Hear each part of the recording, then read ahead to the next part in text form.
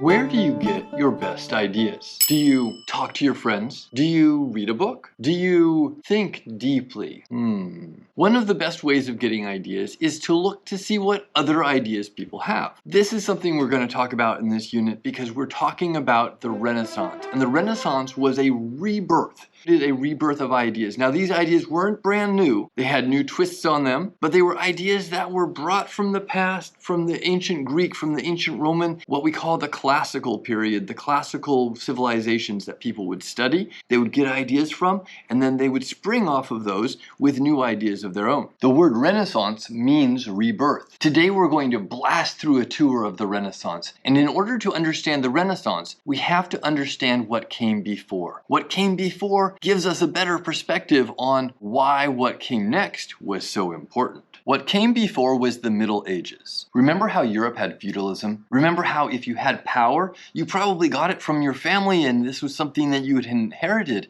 If you had land, you had lots of it. If you were wealthy, you had inherited that. If you were in a higher level of society, it was probably something you were born into. There was a rigid structure to society. We had the relationships from the kings to the lords and the vassals. We had the peasants and the serfs down there at the bottom. Everyone owed someone something. With this rigid structure, you have a certain stability. Everybody is relying on everybody else, and stable is good. Stable meant protection. Stable meant you weren't worried about being invaded and attacked. Get me what I need, and I'll get you what you need. And of course, you have the Catholic Church on the side, controlling their own realm. Everyone was connected to the Catholic Church. Everyone owed the church something. Then something very special happened. Italy got rich. This really is where the Renaissance all begins. Italy is a peninsula in the Mediterranean Sea, with lots of port towns, and with all of these ships sailing in and out of there, they were bringing trade to Italy. They were bringing goods from far away. During the Crusades, the Italian merchants started trading with the Arab merchants in the Middle East, and the Mongols conquered most of Asia, which stabilized the Silk Road,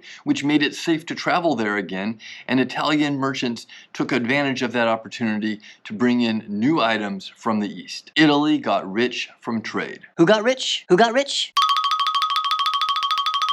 In the Middle Ages, in the early Middle Ages, you got rich by inheritance of land. You inherited land from your family, or maybe you conquered land and you got the riches of that land. You got the people that lived on that land too. Remember the serfs that were bound to the land? And the taxes that came from anybody who was living on that land. All that was bringing in wealth to people. That was the way of making money in the early Middle Ages. In Renaissance Italy, we see the rise of a different group of people getting rich. We have merchants and bankers. These are people that are going out buying things, selling things, and exploring, finding new ways to make more money. These people that were buying and selling things from China and India and Africa, all across the Mediterranean, were making lots of money. And the bankers would loan them money to try new things. You want a ship to sail away to go and buy something that we've never seen before? Sure, I'll loan you money for that. You can pay me when you get back. And as these people started to get more wealthy, they have a choice in what they spend things on. If you're a medieval peasant, you're just going to have the bare necessities. You don't have choices. You live where you can live and you eat what you can afford. You wear clothes that you make and you don't have choices. When a city like Florence, Italy starts making all of this money, now they have choices and they can choose what they want to spend their money on beyond the basics. I've got food, I've got shelter, I've got clothing. Now what? Well, the wealthy merchants start spending their money on a fancy house. Not just bigger, but fancier. And then we come to art and music. These wealthy people start spending money on art and music to the degree that a person can now make a living as an artist or a musician. Whereas before, it might have been something that you got by on, but now it was an actual profession. There was a high demand for artists and musicians. An artist in the early Middle Ages was a little more than a craftsman, somebody who would build what you needed with the right materials. They knew how to build it. Now you have Florence, Italy with extra money, and they're going to let you have some freedom, some creativity. They have new ways of making things. In the early Middle Ages, everything revolved around the church. A lot of times the church was the one spending money to hire somebody to make a sculpture or a statue or a painting or something like that. Now with the Renaissance, in Italy we have more people spending money on art. The most significant of these art buyers are called patrons of the arts. Often often they would hire an artist to make that art in advance. They would hire them and say, this is what I want. They would give them a little bit of money to start, and they would agree upon a price that they'll pay at the end. So the artist isn't just making art expecting maybe somebody will buy my painting. No, the artist has had an order placed. They know they're going to make money from this. This is called commissioning art. For example, my daughter's getting married. I'd like to have a painting to remember her by. Or we're building a new church and we need a new statue of Jesus. Can you build one for us?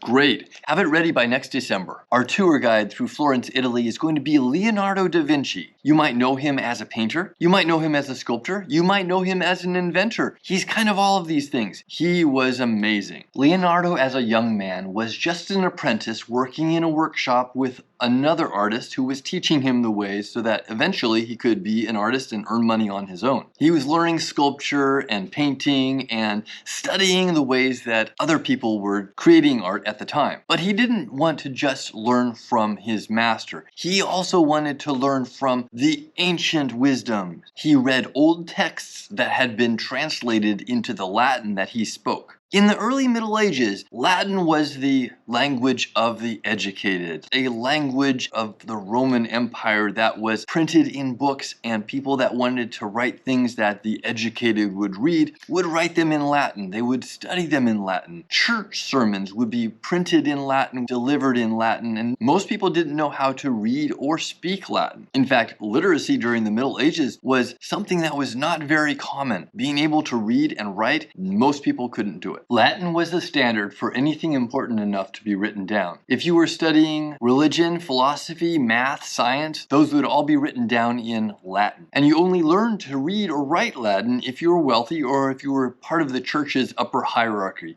Even within the church, there were priests who weren't able to read Latin, but a bishop or a pope would. Now, Leonardo was not wealthy, but he wanted to learn about these past ideas of science and art and engineering. Starting in the 1100s, people started creating books again in the languages that people actually spoke. This is called vernacular. The vernacular literally means native. It's the native tongue, the native language that people are speaking in the area that you live. And the publishing of books in the vernacular was a growing trend during the Renaissance. Leonardo was able to read ancient texts because they had been translated into the Italian, which was his vernacular. Now, Leonardo da Vinci was a great example of a person who wanted to understand the world and understand the human place in that world. We're seeing a shift from the religious focus of the church as the center of all being to what about the people? What about the human part of this? The Renaissance thinker wants to better understand the world by understanding the wisdom of the past.